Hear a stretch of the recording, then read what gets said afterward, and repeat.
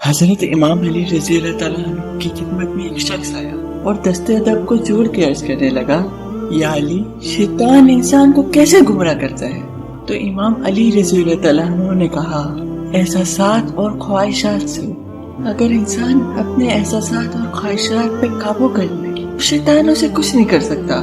تو اس شخص نے کہا، یا علی، وہ کون سی چیزیں ہیں جو شیطان کی طاقت اور انسان کی کمزوری ہے؟ تو امام علی رضی اللہ تعالیٰ عنہ نے فرمایا، شیطان کے سب سے بڑے ہتھیار دو ہیں، ایک عورت اور دوسرا غصہ۔ پھر اس شخص نے کہا، یا علی، پھر ہم ایسا کیا کریں شیطان کے یہ ہتھیار انسان کو گمراہ نہ کریں؟